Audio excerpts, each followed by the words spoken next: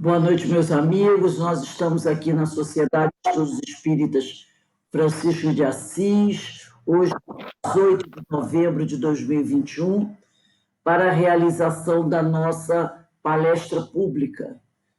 E as nossas palestras das quintas-feiras são sempre do Evangelho segundo o Espiritismo, né? Essa obra, essa publicação de Allan Kardec. E hoje nós teríamos aqui a nossa companheira Helena de Fátima, que estava agendada para fazer o nosso estudo. Mas eu não sei se aconteceu alguma coisa, a companheira não me retornou, eu mandei uma mensagem para ela, ela não me retornou, então eu não sei, né, se houve uma mudança de telefone, se aconteceu alguma coisa, mas não tem problema.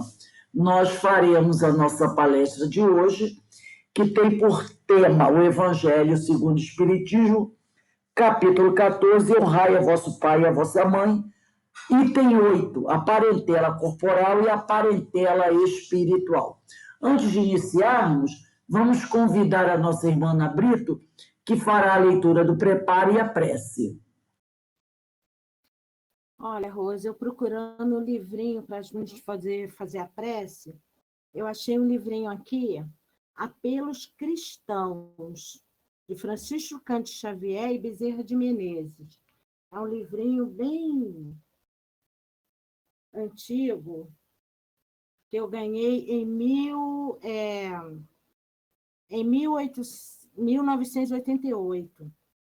Tópicos da mediunidade, que hoje foi falado tanto, né? Então, é o item 8, com nossas forças mediúnicas canalizadas no trabalho edificante de que temos nós necessidade, e com a bênção do alto, nos surpreenderemos mais robustos e serenos, equilibrados e tranquilos. Prossigamos, não nos faltará o apoio dos instrutores da vida maior. Socorre os desencarnados, sofredores, é socorrer a nós mesmos. Continuemos tocados de bom ânimo, na certeza de que o Senhor nos abençoará sempre e sempre. Então, vamos fazer a prece agradecendo a Deus pela oportunidade que está nos dando de poder estar reunido hoje para falar do Evangelho. Agradecemos a Jesus, agradecemos a Francisco de Assis e a todos os espíritos que aqui se reúnem para que nós possamos fortalecer dentro de nós os ensinamentos do Cristo e que nós possamos, nesse momento, com a nossa energia, que possa ser canalizada para aliviar dores daqueles que sofrem da reencarnação, da mediunidade ainda incompreendida, e daqueles que sofrem por não saber ainda que desencarnado. Obrigada, Jesus. Envolva todos esses nossos irmãos sofredores, que eles possam sentir um pouquinho de alívio das suas dores. Obrigado pela noite de hoje. Abençoe a Rose, que vai trazer a palavra de alívio, de conforto a todos nós, espírito encarnado e desencarnado. Graças a Deus. Agradecemos a companheira Ana pelas suas palavras, pelas suas preces. E como eu falei a todos, nós vamos aqui estudar, conversar, refletir sobre o Evangelho segundo o Espiritismo, capítulo 14, item 8, honrai a vosso pai e a vossa mãe, a parentela corporal e a parentela espiritual. E o Evangelho inicia assim, essa mensagem, né, uma mensagem belíssima, mensagem de Kardec, e ele diz assim: os laços do sangue não criam forçosamente os liames entre os espíritos. Essa frase aqui, só ela já nos daria um manancial de estudos, porque quando ele diz os laços do sangue não criam forçosamente os liames entre os espíritos. Do passado, né? Hoje já isso não é tão importante assim, mas no passado a questão do sangue era de uma importância capital, né? A família, os laços de sangue, como isso era forte, aquela família tradicional. Então, se fazia qualquer coisa para se preservar aqueles laços de sangue, na época dos reis, dos imperadores, né?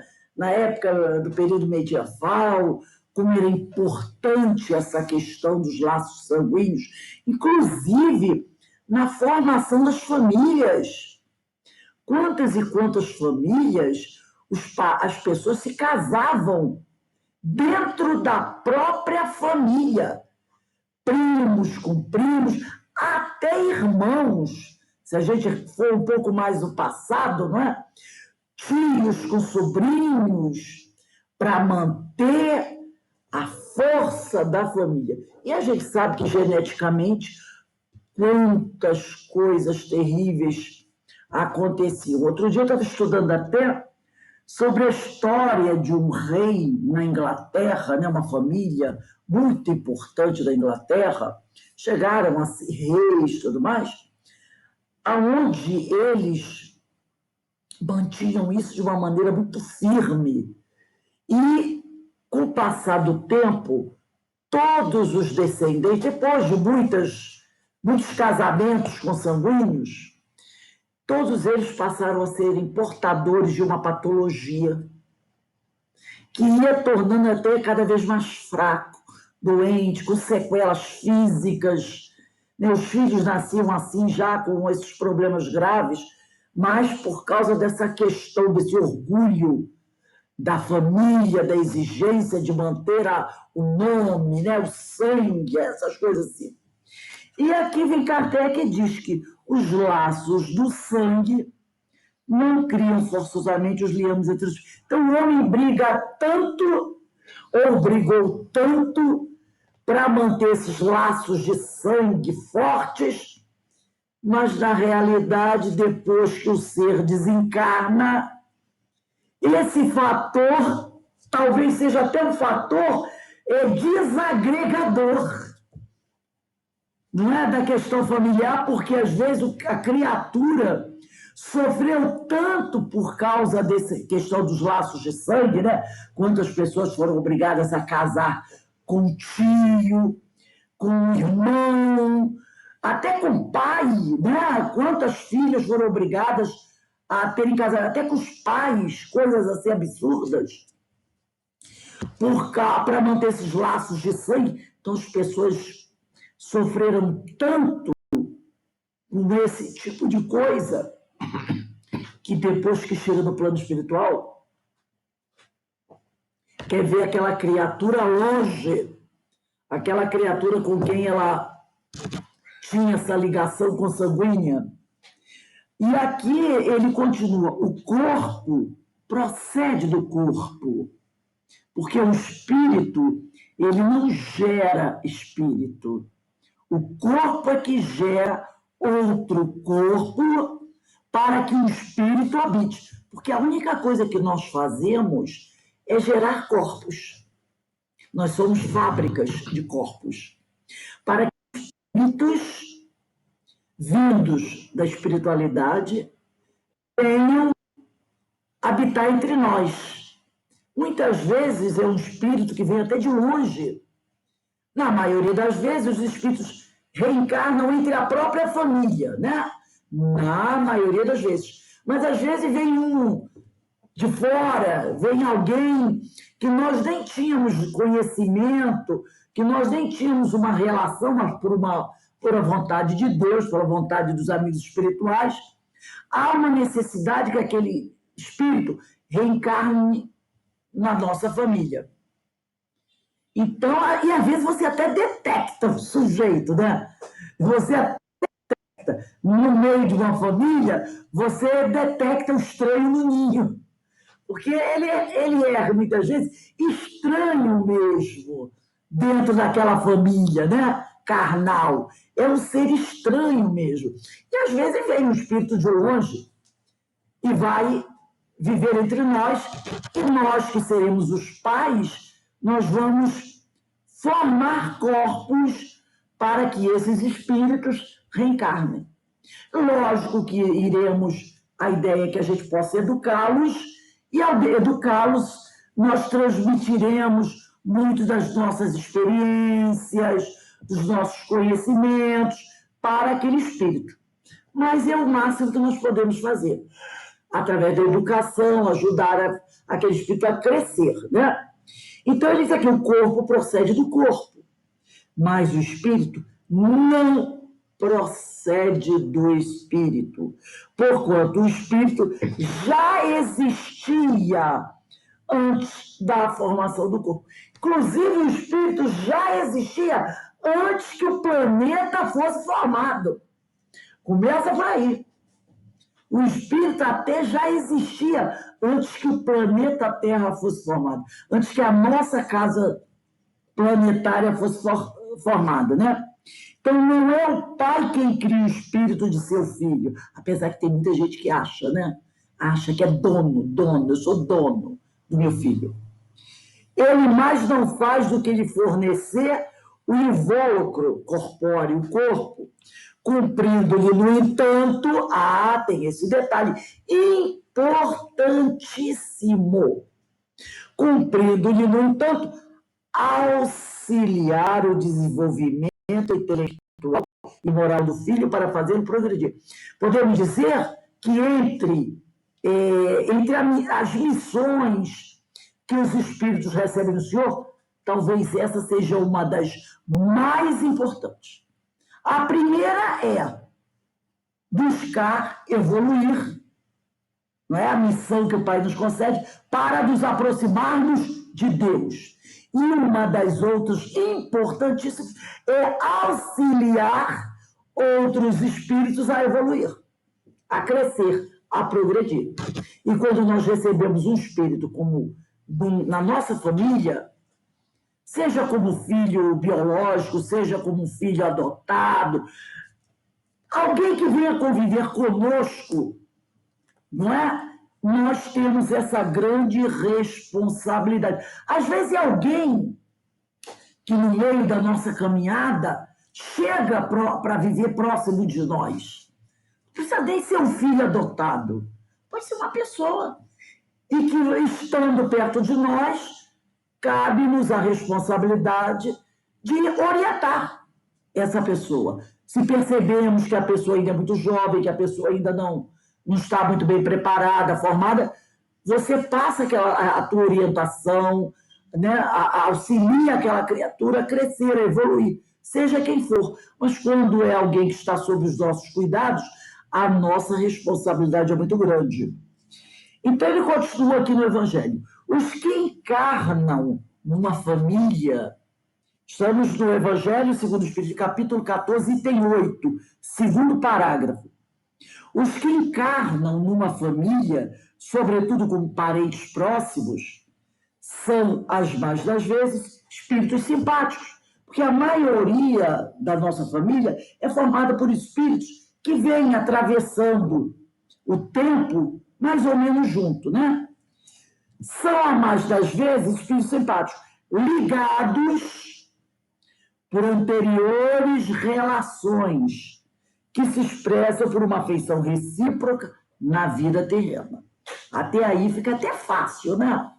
Todo mundo se gosta, é todo mundo amigo, é todo mundo simpático. Isso torna o navegar do nosso barco mais ou menos tranquilo. Mas tem sempre uma conjunção adversativa aqui. Mas também pode acontecer, sejam completamente estranhos uns aos outros esses espíritos. Então, pode acontecer do Senhor, dos amigos espirituais, nos convidarem a receber como filhos um espírito estranho, que às vezes tem um histórico um pouco pesado, mas que precisa de uma família, de alguém que tem um perfil moral adequado para dar a ele uma boa orientação. Foi o que o Altivo contava, já contei isso para vocês, não é? Há muitos anos atrás, lá no Leão Denis, deve ter uns 40 anos, um espírito que tinha sido um criminoso nazista. Estava arrependido, mas só o arrependimento, a gente sabe que não basta, né? Ele precisava de uma reeducação, precisava reparar, mas antes de reparar, ele precisava passar por todo um processo. E aí o plano espiritual procurou o Altivo, pedindo a ele que encontrasse um casal na casa espírita, né? Na realidade, Dr. Erma, né? Que era o espírito que Altivo era o orientador espiritual do Altivo, e o Dr. Erma selecionou um casal, conversou com o Altivo, pediu que o Altivo conversasse com esse casal. Era um casal trabalhador da casa espírita, um casal moralizado, sabe aquele casal que desde a infância está no mundo espírita, estava ali no Leão Denis. E o casal aceitou.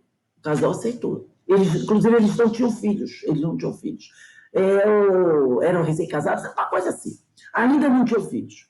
Eles aceitaram. Passado alguns meses, ela engravida. A criança cresce.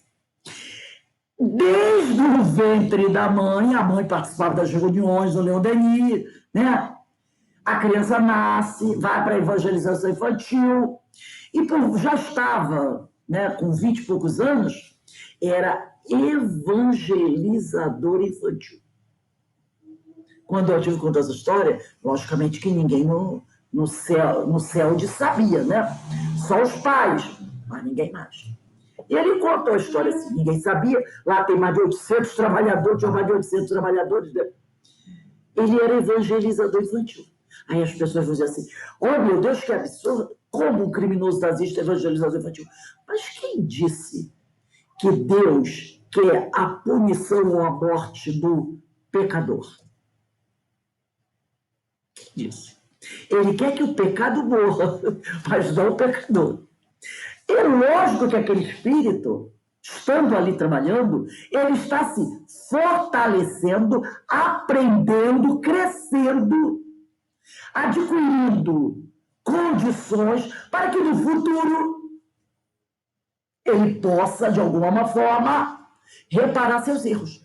Quem sabe esse jovem, não naquela encarnação, porque ele pode até passar por aquela encarnação trabalhando ali como evangelizador, palestrante espírita, ele pode passar até aquela reencarnação com uma outra dificuldade de leve, nada muito profundo, porque ele ainda não está devidamente preparado para a grande prova, né? Ele passa aquela encarnação, viva 70, 80 anos, trabalhando ali na casa espírita, ser evangelizador, palestrante, coordenador de curso, se prepara. E numa outra, ele possa ser um espírito, um médico que de repente vai trabalhar como esses médicos sem fronteira. Vai trabalhar lá no interior da África, ou alguma situação bem difícil. Aquele médico que né, vai trabalhar naqueles grupos lá no interior, sem recursos, sabe? Ou aqueles missionários evangélicos, mesmo, tem muito trabalho assim, né? Na Austrália, na África, com muita dificuldade, mas numa abnegação. Um homem que não casa, não forma uma família, ele só vive para aquilo. Ou então vai ser uma dessas pessoas que monta uma ONG numa comunidade muito carente, né? Quantas comunidades carentes nós temos nesse Brasil? No interior do Brasil, ou aqui mesmo no Rio de Janeiro. E ali ele monta uma escola para ser um professor daquelas crianças, seja um médico, seja alguém que oferece cesta básica, sopa, que passa durante o dia batendo porta em porta para pegar um tomate aqui, uma couve ali, para depois ele ir para lá, lavar a roupa das crianças, dar aula para as crianças, fazer a sopa das crianças e passar, bater na porta do comércio para conseguir um dinheiro, para comprar um remédio. Seja uma pessoa, uma vida dedicada somente a esse tipo de coisa. Ou muitas outras coisas que ele pode ser, mas tudo voltado para o socorro ao próximo. E se ele fizer isso com todo esse amor, por que aquelas dores bárbaras que a gente imagina, né? O que a gente imagina? Uma criatura dessa tem que sofrer. Ora, ele pode. No Evangelho está escrito assim: muitos pecados serão perdoados a quem muito amar. Porque o amor cobre a multidão de pecados. E pode ser até uma pessoa que se diga ateu, mas que acredita que tem que cuidar do próximo, mesmo distanciado da religião. Uma pessoa que sai adotando crianças que ninguém quer, e tem 30, 40 crianças para cuidar, e cuida como se aquele filho tivesse saído das suas entranhas. Não é? Então, pode acontecer da gente receber um espírito assim, totalmente estranho, que vem com um histórico brabo, para que você eduque, receba como filho, e você vai orientá-lo, vai ajudá-lo a crescer, a brilhar. Como também, muitas vezes, você poderá receber na sua família, não um espírito estranho, muito pelo contrário, um até muito conhecido, mas que seja um adversário seu terrível de outras vidas. Um inimigo, né? E ele diz aqui, ele diz aqui, mas também pode acontecer, sejam completamente estranhos uns aos outros. Esses espíritos afastados entre si por antipatias igualmente anteriores, que se traduzem na Terra por um mútuo antagonismo, que aí lhes serve de provação. E às vezes é um espírito que não é um adversário só da vida passada, não. Já vem, ó, gente, ó, há inúmeras outras vidas como adversários, inimigos mortais, que nunca baixaram suas armas, nunca se perdoaram, nunca aceitaram, ou melhor, nunca ofereceram a outra face.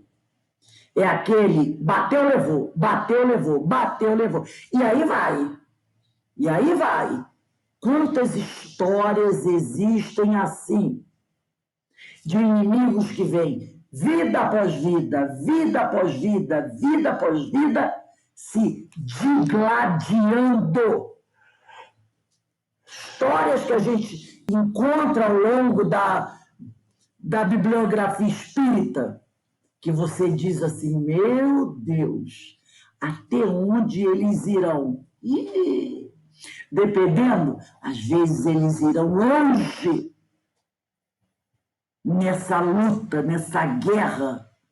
Mas pode acontecer que, ao reencarnarem juntos numa família, e com a bênção do esquecimento, não como a Regina lá do Diversidade dos Carismas, mas com a bênção do esquecimento, esses seres poderão conviver, às vezes durante 40, 50, 80 anos juntos, como pai, filho, irmãos, e depois, ao desencarnarem, eles se reconhecerão, mas, ao mesmo tempo, também relembrarão de momentos que passaram juntos durante aquele período. E esse passaram juntos será de muita importância para aqueles espíritos. Porque ao mesmo tempo que ele vai lembrar, você me roubou, você me assassinou, mas ao mesmo tempo ele vai lembrar, você era meu irmão mais velho, quando os garotos da rua vinham me bater, você me defendia. Olha só, você me matou várias vezes, mas quando o pessoal da rua vinha me bater, você até apanhava para me defender. É o irmão mais velho, não é? Você me roubou isso. Mas nessa última encarnação, quando você tinha um pão maior do que eu era menor, você fazia o quê? Você pegava do seu pão e dava para mim, para eu comer. Quantas vezes repartimos as mesmas coisas? Às vezes éramos pobres, dormíamos numa cama, só tinha um cobertor, e você pegava o seu cobertor, dava a maior parte para eu me cobrir, porque eu era o menorzinho. Essas lembranças, não é? Que um irmão às vezes traz do outro, né? Às vezes quando o irmão é mais velho, e se torna até quase o pai dos outros. Né? Eu tinha uma amiga que era assim, eram uns 8 irmãos, a mãe morreu, o pai tinha que trabalhar, ela era a outra irmã era mais velha e ela ajudou o pai a criar os irmãos. Então ele chamava os mais novos, a irmã mais velha, de mãe. Era mãe, minha mãe. Então, às vezes, ela apresentava, a gente é minha mãe. Aí você olhava, via que as duas tinham uma diferença assim, de 10 anos só, de uma para outra. Né? Aí você dizia, mãe, ela não é que minha irmã mais velha, ela que me criou. Ela que me criou, porque meu pai, então, ela que botava a gente para estudar, ela que dava banho na gente. E o mais interessante, no caso dessa família, eram 10 irmãos. Essa mais velha criou os 9. Todos os 9 estudaram, se formaram. A irmã mais velha foi a única que não conseguiu estudar e se formar. Sabe por quê? Porque ela teve que cuidar dos outros. Então, ela mesma, a mais velha, ela não se formou. Ela só tinha o primário. Mas ela criou, educou os 9 irmãos mais novos, todos eles foram. Um era professor, um era advogado, outro era engenheiro, todos os 9 tinham diploma, menos ela. E eles mais novos chamavam ela de mãe. Eu pergunto, não tem uma história espiritual por trás disso aí? Claro que deve ter. Por que será que ela teve que abraçar essa responsabilidade? Porque talvez numa outra encarnação ela tenha falhado com todos eles. Então, são casos assim. E é justamente dentro da família é que alguns casos tenebrosos irão se arrefecer. Tem uns que poderão até serem resolvidos com uma vida, mas tem outros que não. Uma encarnação vai aliviar. Aí vai precisar da segunda, da terceira, da quarta, até que toda a sombra seja eliminada, né? Então, aqui Kardec do Evangelho diz que não são os da consanguinidade os verdadeiros laços de família, e sim os da simpatia e da comunhão de ideias, os quais prendem os espíritos antes, durante e depois de suas encarnações. Segue-se que 2 seres nascidos de pais diferentes podem ser mais irmãos pelo espírito do que se o fossem pelo sangue. Podem, então, atrair-se, buscar-se, sentir prazer quando juntos, ao passo que 2 irmãos consanguíneos podem repelir-se, conforme se observa todos os dias. Problema moral que só o espiritismo podia resolver pela pluralidade das existências. Então, é aquele amigo que você conhece, com quem às vezes você convive há muitos anos, e por quem você tem uma simpatia, uma amizade, uma ligação muito maior do que com um irmão consanguíneo. Ou às vezes até é um amigo que você conheceu recentemente. Mas que ao bater o olho, ao ter aqueles primeiros papos, você percebe assim, nossa, que atração! E dali já se estabelece uma intimidade, com pouco tempo de convivência. E aí a gente começa a conversar e percebe como a gente comunga das mesmas aspirações. E diz, nossa, você gosta disso? Eu também gosto. Tem as mesmas predileções, as mesmas simpatias, né? É aquela coisa maravilhosa que você fala uma coisa, o outro já completa o pensamento. É uma coisa fantástica. Como explicar isso com pessoas que, às vezes, nunca se viram? Nunca habitaram o mesmo espaço, nem frequentam a mesma casa. Só o Espiritismo pode explicar. E a explicação está onde? Na pluralidade das existências. Esses espíritos já se conhecem, já são amigos, podem até já ter planejado essa reencarnação juntos. Vamos, por uma razão, renascer em famílias diferentes, mas vai ter um momento na vida que nós iremos ser atraídos para o mesmo ideal. E ali essas ligações se estabelecerão. E aí seguirão juntos. E mais tarde, ao desencarnar, vão se reconhecer. E até no plano espiritual do desdobramento do sono, ficam trocando figurinhas, né? A gente troca figurinhas, a gente se encontra, se reúne, conversa, planeja, e depois, quando desperta, dá prosseguimento ao trabalho. E essa reunião acontece no plano espiritual com aqueles outros que não reencarnaram agora, que por algum motivo não puderam vir, mas que já estão planejando uma próxima. Não, eu virei sim, mas como seu não vou reencarnar agora como seu irmão, nem como seu pai, nem como sua mãe. Vamos esperar mais um pouquinho, eu vou reencarnar como seu neto, para que a nossa ligação fique mais consolidada, né? Que às vezes, como irmão ou com pai e filho, a gente fique meio assim, mas com o neto tem uma intimidade maior, né? Então, deixa para mais tarde, eu venho como teu neto e a gente resolve umas coisinhas que ficaram pendentes, de uma maneira mais fácil, entre netos e avós, né? De repente, como filho, ainda ia ficar meio espinhoso. Deixa para vir como neto ou como bisneto, que dá uma facilitada, amacia bem a situação, não é? Porque aí com neto e bisneto, a coisa fica mais fácil. Então, faz esse planejamento aí, ó. Tu vai viver aí até os 90 anos, eu vou vir como teu bisneto. Vamos conviver uns 15 anos, vai dar para acertar os ponteiros. Então, tem essas questões, né? Então, ele diz aqui, há, pois, duas espécies de famílias, pelo que a gente está conversando aqui. As famílias pelos laços espirituais e as famílias pelos laços corporais. Duráveis as primeiras, a dos laços espirituais. Duráveis as primeiras se fortalecem pela purificação e se perpetuam no mundo dos espíritos, através das várias migrações da alma. Então, essa família espiritual, ela vai crescendo, ela vai se fortalecendo.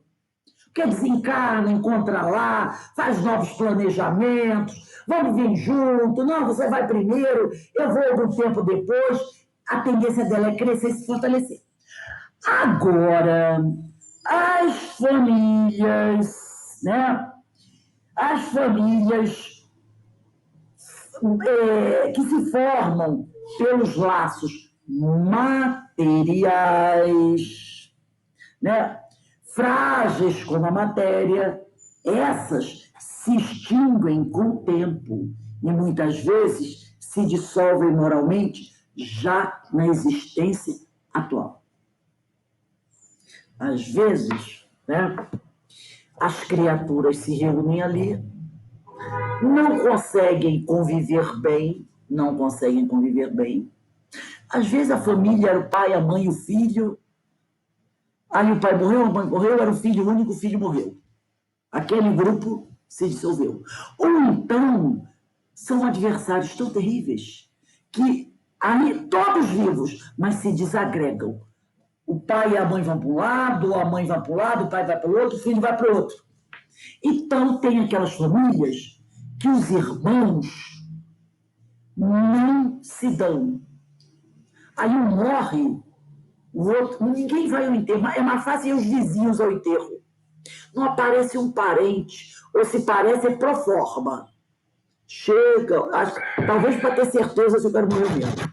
Chega ali, olha, pá, e vai embora. Não aparece nunca mais, nem para dar um abraço em quem ficou vivo. Vai embora. São laços que não têm essa solidez, entendeu?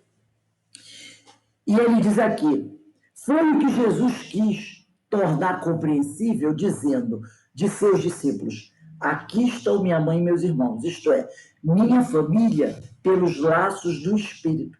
Pois todo aquele que faz a vontade de meu Pai, que está nos céus, é meu irmão, minha irmã e minha mãe. Ele não estava renegando a família, tá? Quando foram dizer a ele, mestre, sua família está aí fora querendo falar com o senhor.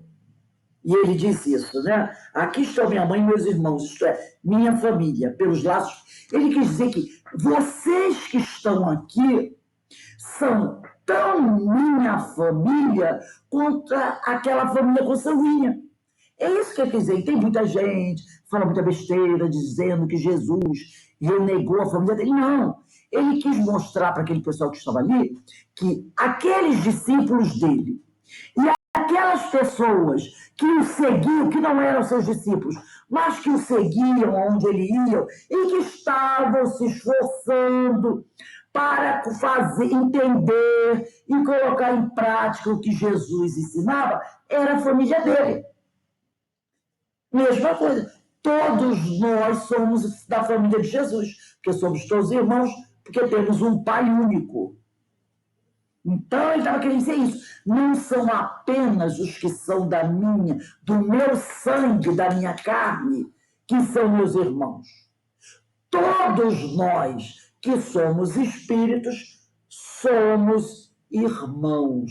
Porque até então, o próprio judeu, ele também tinha e tem até hoje essa questão da família. Judeu de verdade é aquele que nasce de um ventre judeu, não é? Então, ele tem essa coisa da pureza da raça, né? A gente conhece isso através dos estudos.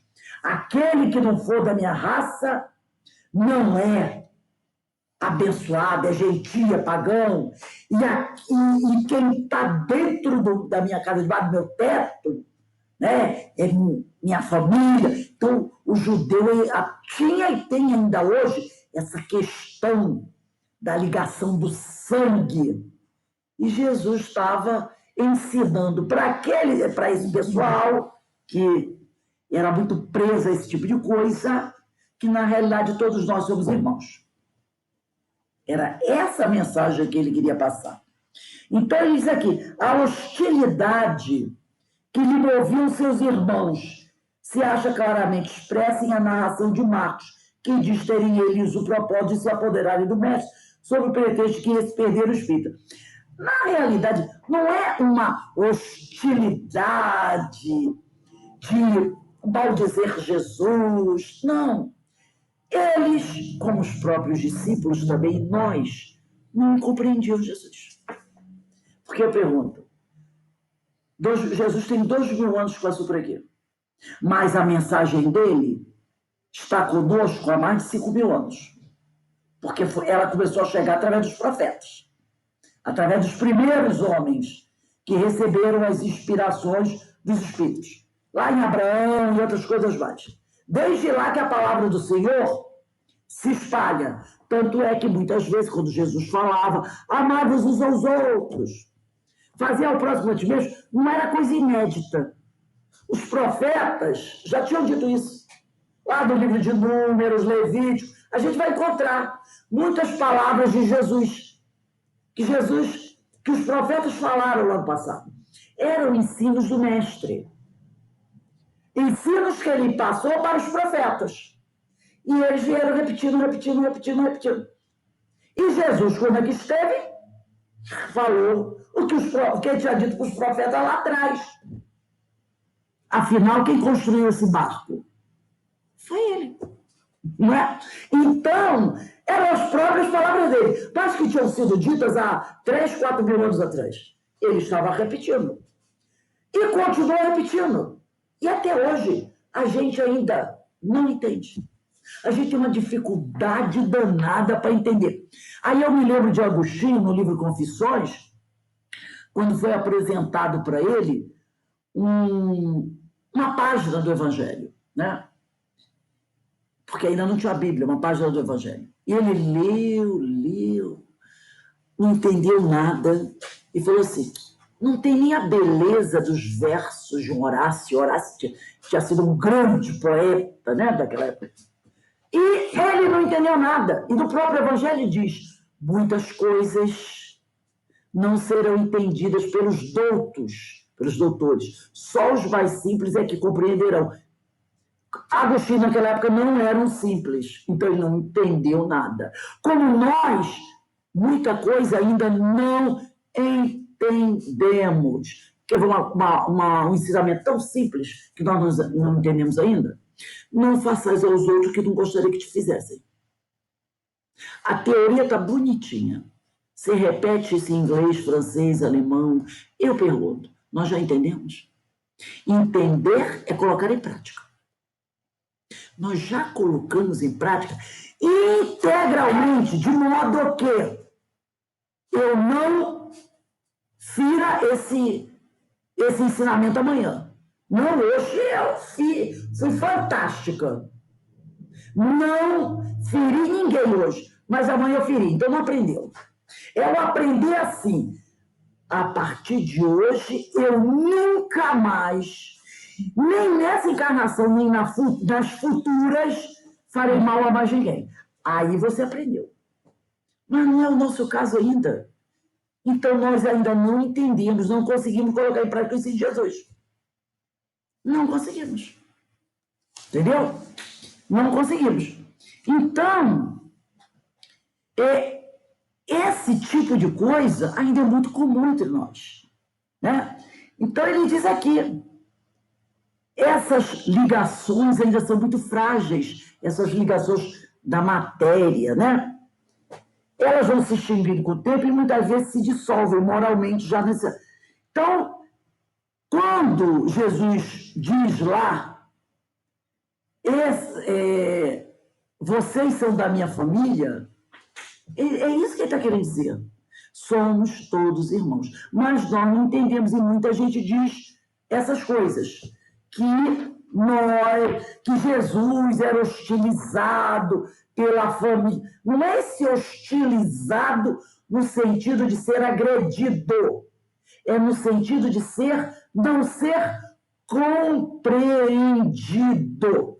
Então, nós podemos dizer o seguinte, ó. Aqui, ó.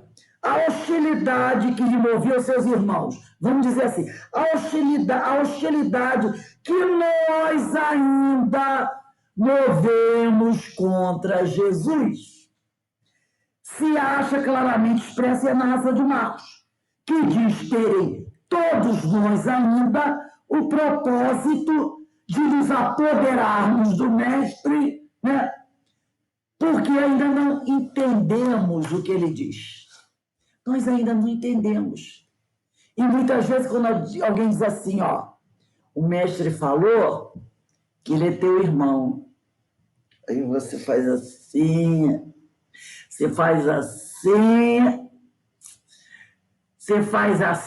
não estou preparado para isso. Você está com hostilidade contra Jesus. Porque é assim. Eu não quero. E daí que eu não queira?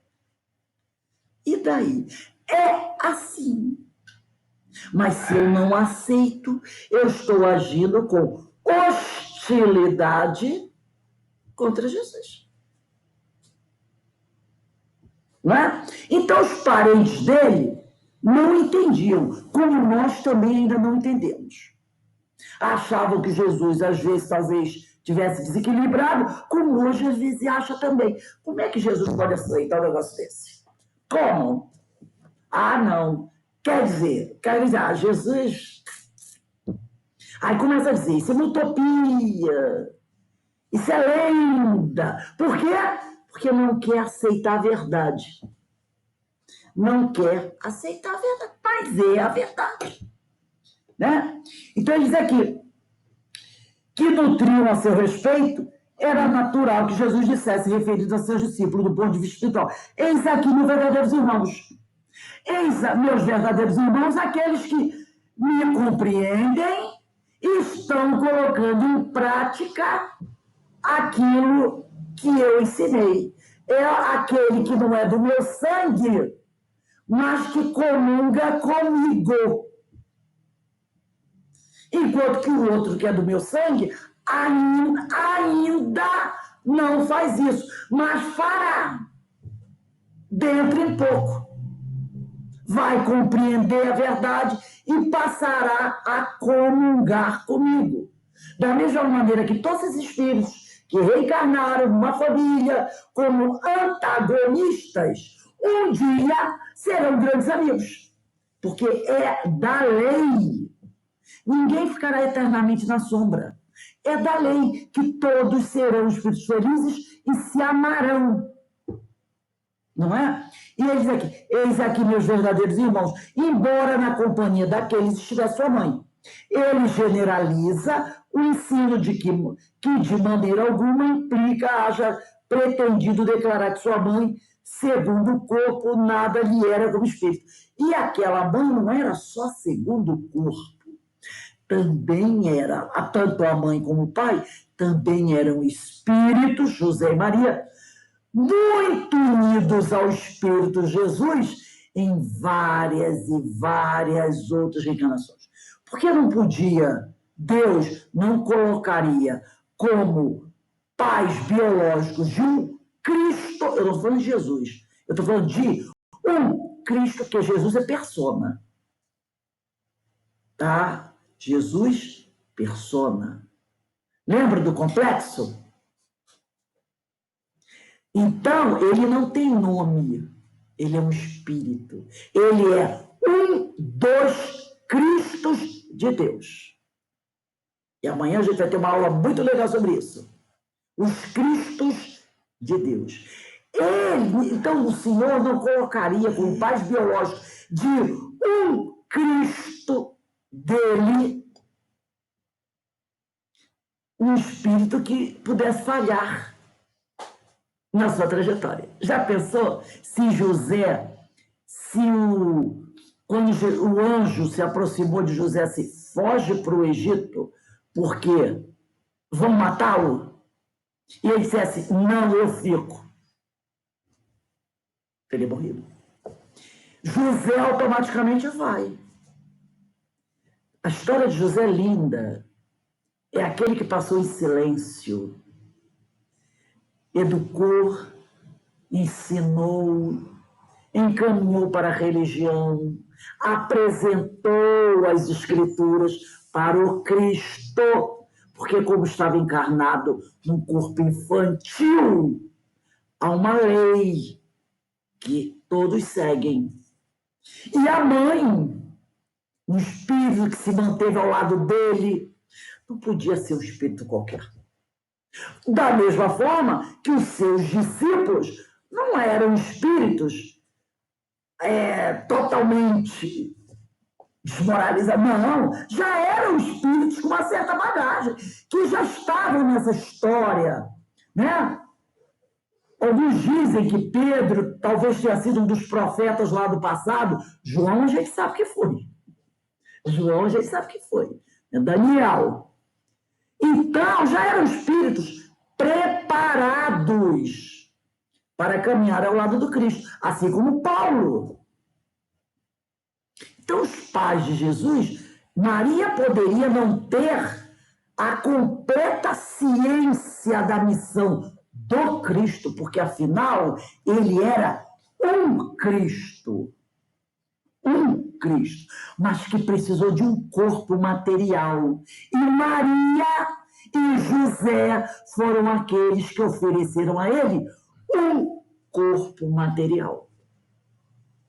Então, esses espíritos já tinham sido muito bem preparados no plano espiritual para fazer essa caminhada ao lado do Cristo aqui na Terra, né? Então, ele diz aqui, ele generaliza o ensino que de maneira alguma implica haja pretendido declarar que sua mãe, segundo o corpo, nada lhe era como espírito, que só indiferença merecia. Se o Cristo ensina que nós não podemos ser indiferentes com ninguém, como é que ele seria indiferente com a mãe? Ou com o pai? Ou com os irmãos, se os tivesse? Ninguém sabe verdadeiramente se ele teve. Não daria para entender, né? Claro que não. Então, ele não foi indiferente. Provou suficientemente o contrário em várias outras circunstâncias. E uma das vezes foi quando ele estava na cruz e falou: João, mulher, eis seu filho. Filho, eis sua mãe. A preocupação dele, sabendo que iria deixar esse mundo material e que a sua mãe ficaria sozinha. Porque naquela época, uma mulher viúva, sem um filho para cuidar dela, era praticamente, ia mendigar. Ia mendigar. Como até hoje em algumas sociedades, a mulher que fica viúva, sem filho, na Índia tem algumas castas que tem isso. A mulher que fica viúva, sem filhos, nossa, eu vi um filme sobre isso, é um absurdo. É um absurdo o que muitas delas passam nesses grupos, né, que eles consideram grupos inferiores. E Jesus teve essa preocupação. E também teve a grande preocupação, depois, quando ela está para morrer, ele veio buscar a mãe dela. A mãe dele. Foi ele que veio buscar a mãe dele. Quando ele a visitou, ela, quando abriu a porta, não reconheceu, porque ele passou por uma transfiguração, não queria que ela reconhecesse. Logo, imediatamente, eles começaram a conversar e ela atendeu como ela atendia as pessoas que batiam a porta dela, pedindo um copo d'água, um pouco de comida, ou um abraço, um aconselhamento. E ela foi. E naquele momento ela começou a conversar com ele, com aquele homem estranho. E foi falando da grande saudade que ela tinha do filho, do amor que ela tinha pelo filho. Falou que inicialmente ela realmente não compreendeu a missão dele, mas que depois ela entendeu. E após a morte dele, ela buscou fazer tudo que ele havia ensinado. E ela estava ali ao lado de João, dando socorro, assistência a todos que batiam a porta dela. E no momento que ela fala isso, ele se transfigura e ela reconhece o filho. E aí ela se joga nos braços dele, mas se joga de joelho no chão e o abraça. E ele imediatamente a ergue. Não, mãe, não. Ele não aceita que a mãe fique ajoelhada aos pés dele. Porque ela, sabendo quem é o filho dela, Jesus, o mestre, ela se joga ajoelhada no chão e o abraça chorando. Ele, ao mesmo tempo, ele diz, não. Ele a ergue e a abraça e chora junto com ela, matando as saudades. E eles conversam mais um pouco. E ela adormece nos braços dele. Ele coloca ela na cama e vai embora. E ela não desperta mais, ela fica numa letargia na cama. Quando João chega, a encontra quase no coma, com febre, né? Com aqueles sintomas de que ele está doente, né? E ele fica ali, e João o que faz? Manda avisar a todos os discípulos que viessem, porque Maria estava para desencarnar. E eles mandam mensagem, e todos eles vêm. Só um que não dá tempo de chegar, porque ele estava na Ásia. Todos vêm. Inácio de Antioquia, também que tinha sido criado por ela, e ficam ali na casinha de João, naqueles bambus, né, ali orando, junto, até que ela desencarna. E no momento que ela está para se desligar do corpo, porque o tempo que ela está ali, ela não conversa mais com eles, ela está num coma, né? E no momento que já está próximo do desligamento, Jesus vem, é visto pelos discípulos, e ele faz o desligamento da mãe dele e leva ela nos braços para a espiritualidade. Eles ficam ali velando o corpo dela, e no outro dia, se eu não me engano, é Felipe que chega, porque ele estava muito longe, pregando. Ele chega, ele lamenta, porque todos eles consideravam ela como mãe, que não pôde estar com ela, mas Pedro conforta, disse que não, que Jesus deixou um abraço para todos, né? E eles ficam ali com... E depois, do outro dia, cada um vai voltar para... Felipe volta para a Ásia, onde é morto, e ele, né? E os outros vão, cada um vai para o seu canto, continuar o trabalho de Jesus. E João ainda fica um tempo ali com Inácio de Antioquia, né? E depois João também vai para os seus caminhos, e a história linda de Inácio de Antioquia, onde João vai ser praticamente o pai de Inácio de Antioquia.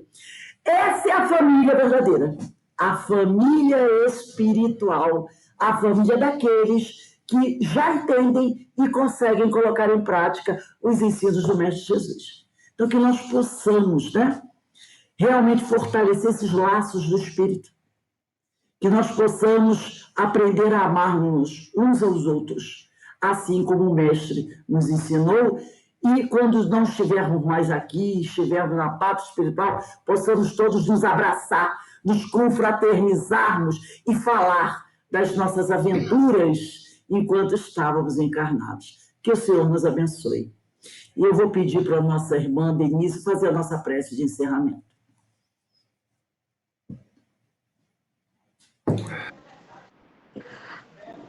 Pai magnânimo, de infinito amor e misericórdia, que a todos nós abraça, envolve, protege. Obrigada, Senhor, por todo o seu amor. Hoje podemos parar, refletir, ouvir essas lindas histórias de Jesus e agradecer com o coração repleto dessas lições, desses amores, que possamos, Senhor, alcançar o objetivo de sermos todos, de nos considerarmos todos irmãos, para todos nós caminharmos em sua direção, Pai amado. Gratos estamos. E lhe pedimos, Senhor, a sua autorização para darmos por encerrado o estudo da noite de hoje, estando muito gratos. Hoje, essa noite, poderíamos, ao descansar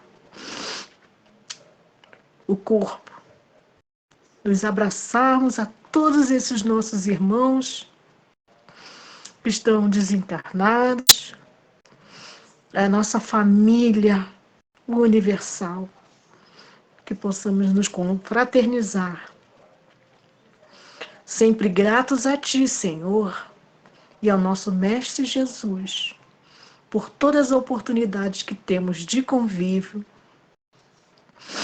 de amparo e de caminhada.